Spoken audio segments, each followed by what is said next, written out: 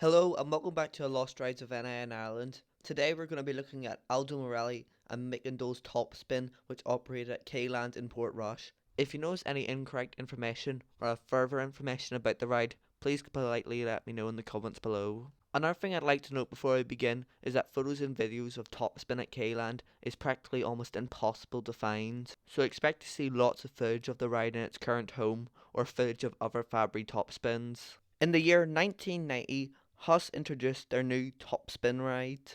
The Top Spin consists of a platform which seats 40 people that's in between two counterweighted arms. However, through the use of an air brake, the operator can engage and disengage a brake, which can make the car swing more. Skilled showmen and operators can cause the car to do consecutive rolling motion, which helps make the ride look extremely appealing. The ride became a massive hit and became a recognisable ride at most theme parks. A lot of ambitious European showmen also bought top spins, and I say ambitious because the top spin was no easy ride to transport. The top spin required 3.5 trailers to transport. I'd also like to note the loads are extremely heavy, and to make things even more difficult, in order to keep the heavy ride stable during operation, it needed 27 tons of water ballast. Yes, 27 tons. In Germany and France, events are very long, so this wasn't really a problem. However, in the UK, events are often a lot shorter and also less time to build up. This was why there was only ever one travelling Huss top spin in the UK, and even that didn't last too long. A solution had to be made. A smaller, more easily transportable top spin that could fit on one trailer was what UK showmen were begging for. Thankfully, their prayers were answered not too long after. About a year or two down the line from when Huss built their first top spin, Italian manufacturer Fabbri began building their own top spins, which would be called the Space Loop. The ride had quite a few differences from the Huss counterpart. The Space Loop had seats that faced outwards on either side, but the thing that made it more attractive for showmen was the fact that it could all fit onto one trailer and did not require a water ballast. Oh, and let's not forget, the ride was very, very loud.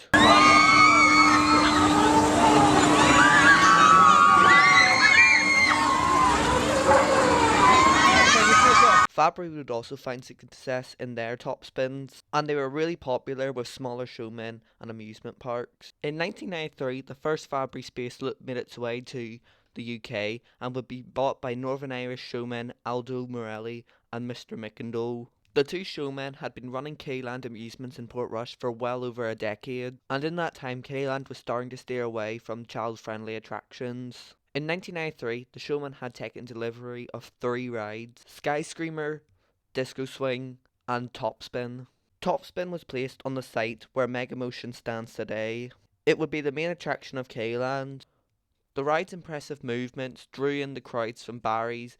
What also helped the ride's success too was the fact that the operator of the ride was actually a local DJ who helped create an atmosphere on the ride, and I was told it was run extremely well. It looked like Kiddieland had had a smashing success on their hands, and at one point people said that Kiddieland was actually better than Barry's. Topspin would actually have a really long run at Kiddieland, and it still was an extremely popular ride in Portrush. The roar it made became an iconic part of the ride, and it still was delivering an extremely intense ride experience. Aldo Morelli McIndoe had also purchased another Fabbri machine in the later years, a magic carpet ride called Tapas. 1998 would be the last season for both Topspin and Tapas. Once the season had ended, both rides were sold. Tapas would be sold to Pleasurewood Hills theme park, and Topspin would be sold to English showman John Groom, who had the ride out by November of that year. At Kiddieland, the ride supported a slick red colour scheme. John Groom would give Topspin a massive repaint to a more blackish colour with lightning bolts surrounding the entire ride. In the winter of 2003, the ride would be sold again to John Wall. John Wall would continue to travel with the ride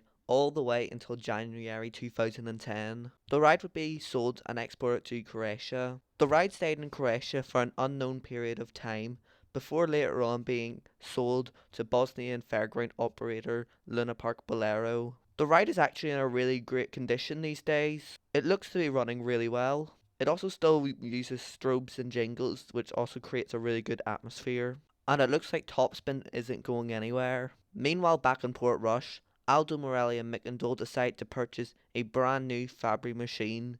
However, this one would be much, much, much more troubled. But that's for another time. Thank you so much for watching the Lost Rides of NI in Ireland.